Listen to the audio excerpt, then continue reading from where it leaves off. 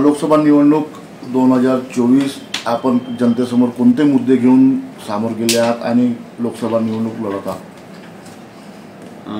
लातूर लोकसभा 2024 ची निवडणूक ही मागच्या 10 वर्षापासून सरकारचं जे फेल्युअर राहिलेलं आहे वेगवेगळ्या स्तरावरती आणि समाजाच्या सर्वसामान्य जनतेच्या शेतकऱ्यांच्या ज्या अडचणी आहेत, सुशिक्षित बेरोजगारांच्या ज्या अडचणी आहेत, महिलांच्या ज्या अडचणी आहेत, त्यांचे प्रश्न घेऊन आम्ही समोर जात आहोत।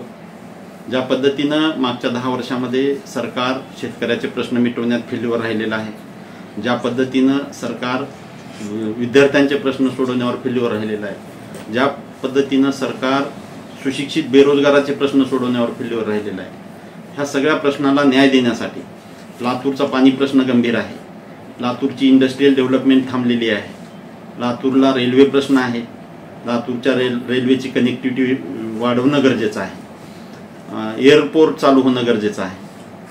म्हणजे ह्या सगळ्या गोष्टीसाठी आपल्याला लढा द्यायचा आहे आणि ते प्रश्न मिटवण्याचा प्रामाणिक प्रयत्न करायचा आहे। लातूर इथं पाण्याचा प्रश्न हा मोठा प्रश्न असं दर्शवतो, काय सांगणार पाण्याच्या प्रश्नाच्या बाबतीत काय विचार?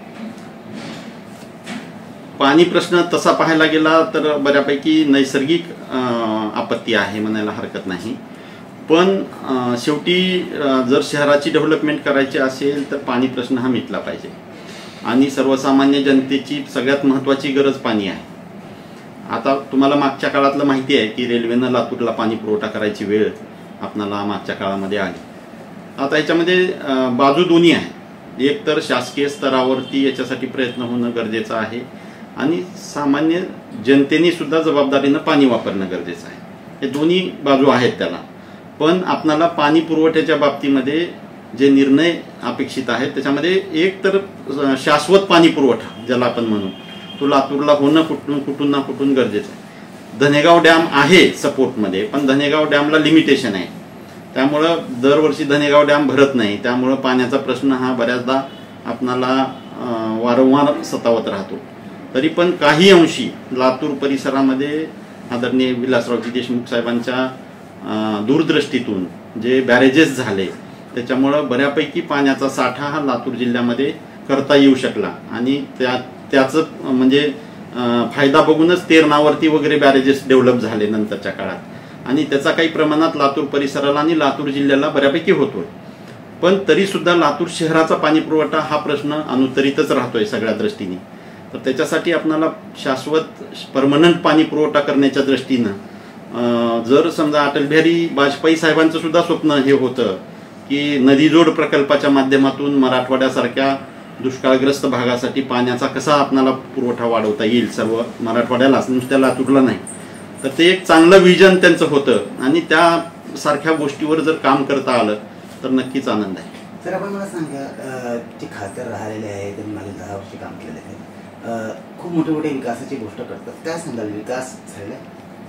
तुम्ही ग्राउंड लेवलवर आता मागच्या 40 दिवसापासून मी गावोगाव फिरतो आहे, ग्राउंड लेवलवर सगळ्या सामान्य नागरिकांशी चर्चा होते आहे, शेतकऱ्यांचे प्रश्न बघतो आहे, कुठल्याही दृष्टीनं विकास झाला असं म्हणण्यासारखं काही घडलंय असं वाटत नाही। सगळ्यात महत्त्वाची गोष्ट ही आहे की मागच्या 5 वर्षात खासदारांनी कुठल्याही मतदारसंघात मला आजही 40 दिवसामध्ये एकही माणूस भेटला नाही की जो म्हणला की आमच्या मतदारसंघात साहेब आले, त्यांनी हा प्रश्न आमचा मिटवला, हा आमचा प्रश्न मांडला आणि आमच्या ह्या प्रश्नाला न्याय दिला असं एकाही नागरिकांनी आतापर्यंत 40 दिवसात मला सांगितलेलं नाही। आणि ही एक शोकांतिका आहे म्हणायला हरकत नाही। लोकशाहीमध्ये जेव्हा नागरिक तुम्हाला प्रचंड बहुमताने निवडून देतात, तुमची जबाबदारी आहे की त्यांच्या अडीअडचणी बघणं, त्यांचे प्रश्न सोडवणं, त्यांचे प्रश्न मांडणं, मतदारसंघामधल्या अडचणी सोडवण्यासाठी तर लोकप्रतिनिधी असतो आणि त्याच जर होत नसतील तर मूळ उद्देशालाच कुठंतरी डिस्टर्बन्स हा झालेला आहे असं मला वाटतं।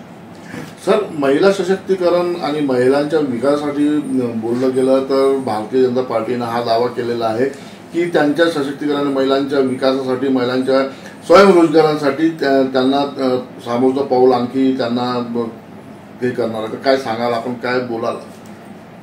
महिलावरचे अत्याचार तर आपण बघतोच आहे। सशक्तीकरण हे आर्थिक लेवलवर पण व्हायला पाहिजे, सामाजिक लेवलवर पण व्हायला पाहिजे। ज्या पद्धतीनं खेळाडूंचं शोषण झालं, ज्या पद्धतीनं मणिपूरसारख्या घटना घडल्या, आणि ज्या संवेदनशीलपणे ह्या सरकारने ह्या गोष्टीकडे बघितलं, ह्या नक्कीच सर्वसामान्य माणसाला विचार करायला लावणाऱ्या आहेत. अशा घटना घडल्या असताना सुद्धा सरकार अशा गोष्टीकडे दुर्लक्ष करत होतं, ही नक्कीच म्हणजे शर्मेची बाब आहे. दुसरी महत्त्वाची गोष्ट, आर्थिक उन्नती सुद्धा म्हणजे सामाजिक लेवलवर महत्त्वाची आहे. आर्थिक उन्नती झाली तर सगळ्या बाकीच्या गोष्टी बऱ्यापैकी आपल्या म्हणजे मिटवू शकतात आणि इम्प्रूव्ह होऊ शकतात. आर्थिक उन्नतीच्या दृष्टीनं काँग्रेस पार्टीनं, इंडिया आघाडीनं त्यांच्या जाहीरनाम्यामध्ये बऱ्याच गोष्टी महिलांसाठी डिक्लेअर केलेल्या आहेत. विशेषतः गरीब कुटुंबातील महिलांसाठी वर्षाला 1 लाख रुपये देण्याचं राहुल गांधीजी आणि खरगे साहेबांनी गॅरंटी कार्डमध्ये नमूद केलेलं आहे. महिलांसाठी 50% शासकीय नोकऱ्यामध्ये आरक्षण ही सुद्धा महिला सशक्तीकरणासाठीचं मोठं पाऊल आहे असं माझं मत आहे. त्यांच्यासाठी वर्किंग महिलांसाठी हॉस्टेलची सुविधा वाढवण्याबद्दल, छोट्या छोट्या स्केलवर ज्या महिला काम करतात, आशा वर्कर्स असतील, म्हणजे ग्रामीण भागामध्ये खिचडी वगैरे बनवणाऱ्या ज्या महिलांचं मानधन आहे ते दुप्पट करण्याचं इंडिया आघाडीनं त्यांच्या जाहीरनाम्यामध्ये डिक्लेअर केलेलं आहे. आणि ह्या सगळ्या मार्गाने म्हणजे आपण एक प्रामाणिक प्रयत्न करताना म्हणजे इंडिया आघाडी दिसते.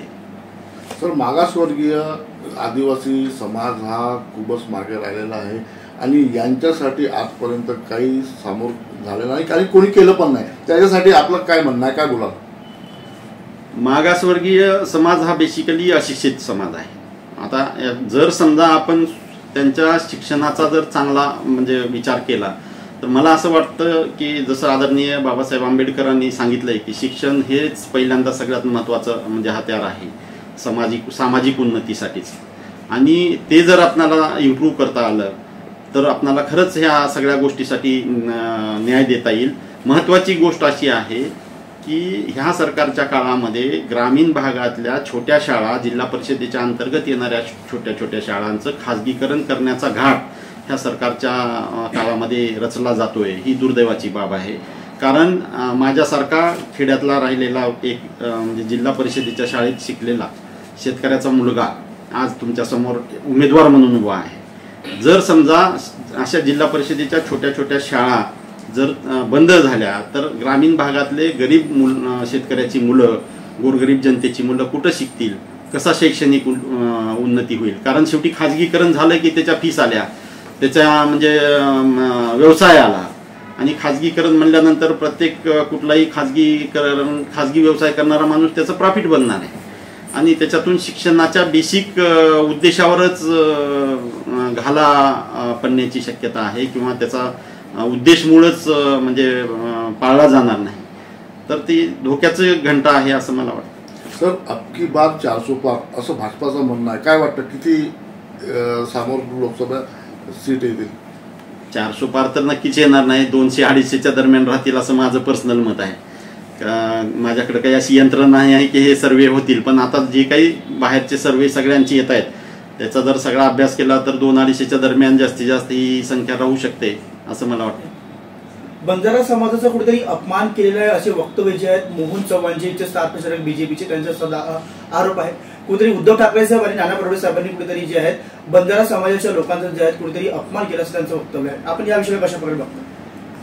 ऍक्च्युली मला त्याबद्दल कल्पना नाही आहे, कारण माझ्यापर्यंत ही गोष्ट आता तुमच्या माध्यमातूनच पहिल्यांदा येते, त्यामुळं त्याच्यावरती काही प्रतिक्रिया देणं योग्य होणार नाही. जोपर्यंत आपल्याला काही खरं माहिती नाही तोपर्यंत काही बोलणं योग्य नाही. सर, असे सरकारी योजना भरपूर आहे जे काँग्रेसच्या हातावर सुरू झालेले होते आणि भाजपच्या हातावर बंद झालेले आहे. सर, त्यासाठी जे शेतकरी वर्ग आहे हे भयंकर चिडून आहे, नाराजी व्यक्त करत आहे. सर, त्यासाठी तुम्ही कुठल्या त्यांच्यासाठी कुठल्या पद्धतीने तुम्ही समोर त्यांचे प्रश्न सोडवाल? शेतकरी वर्ग हा प्रचंड नाराज आहे हे तर पावलोपावली आम्हाला म्हणजे आमच्या प्रचार सभांच्या माध्यमातून, संपर्क दौऱ्याच्या माध्यमातून जाणवत आहे. मी स्वतः शेतकऱ्याचा मुलगा आहे आणि माझ्याकडं रोजचे जवळपास 150च्या आसपास, 200च्या आसपास व्हिजिटर्स माझ्या व्यवसायाच्या निमित्ताने असतात, ग्रामीण भागातले शेतकऱ्याचे कुटुंबातले. आणि ह्या सगळ्याच्या माध्यमातून शेतकऱ्यांचा रोष हा पावलोपावली जाणवत आहे. खरं जर बघायला गेलं तर ह्या सरकारची जे काही चुकीची धोरणं शेतकऱ्याच्या बाबतीमध्ये राहिली ती नक्कीच शेतकऱ्यांचा आक्रोश त्याच्यामुळं समोर येताना दिसत आहे आणि हा आक्रोश नक्कीच मतपेटीत उतरेल असं मला वाटतं. कुठेतरी काँग्रेसचा गड राहून चुकलेला जातो हा आपला लोकसभा, त्याच्यानंतर आता बीजेपीची जी सत्ता आहे, काय वाटते का बरं पुन्हा लोकसभेच्या निवडणुकीमध्ये काँग्रेसच्या पक्षाने काँग्रेसच्या उमेदवारांना का बरं निवडलं असं तुम्हाला वाटते? काय वेगळं आहे सर? ज्या पद्धतीनं विश्वासानं बीजेपीच्या उमेदवारांना जनतेने निवडून दिलं होतं, जनतेचा सपशेल भ्रमनिराश म्हणजे अपेक्षाभंग म्हणू त्याला आपण, हा मधल्या काळामध्ये झालेला आहे. ज्या पद्धतीचं राजकारण हे काँग्रेस पक्षानं आतापर्यंत केलंय, आदरणीय शिवराज पाटील चाकूरकर साहेब असतील, आदरणीय निलंगेकर साहेब असतील, आदरणीय विलासरावजी देशमुख साहेब असतील, आदरणीय दिलीपरावजी असतील, आदरणीय अमित भैया असतील, ह्या सगळ्याच्या माध्यमातून जे एक सलोख्याचं वातावरण लातूर जिल्ह्यामध्ये आहे, जे सुसंस्कृत राजकारण ज्याला म्हणू, जे पाळलं गेलं आतापर्यंतच्या इतिहासामध्ये, अशा पद्धतीची एक परंपरा लातूरच्या राजकारणाला राहिलेली आहे. आणि हे जनतेला आता लक्षात आलेलं आहे की मागच्या काळामध्ये ज्या भूलथापांना आपण बळी पडलो होतो, ज्या जाहिरातबाजीला आपण बळी पडलो होतो, हे नक्कीच काही म्हणजे समाजासाठी काही योग्य नाही. आता आपल्याला योग्य उमेदवार निवडून देणं गरजेचं आहे, योग्य पक्षाला न्याय देणं गरजेचं आहे, अशी भावना जनसामान्यातून दिसून येते आणि तीच नक्की आपल्याला मतपेटीत दिसेल. विलासराव देशमुख यांचा बालेकिल्ला असलेला लातूर आजही लातूरकर त्यांना विसरले नाही, त्यांना तेवढंच प्रेम करतात. काय वाटतं, जे लातूरकर आहेत ते तेवढं प्रेम आपल्याला देतील काय? नक्कीच देतील, कारण आदरणीय अमित देशमुख आणि आदरणीय दिलीपरावजी देशमुख, आदरणीय धीरज भैया, इवन श्रीमती वैशालीताई देशमुख, आदितीताई देशमुख, ह्या सुद्धा तेवढ्याच ताकदीनं आज लातूरच्या मैदानावर ह्या लोकसभेच्या निवडणुकीसाठी उतरलेले आहेत.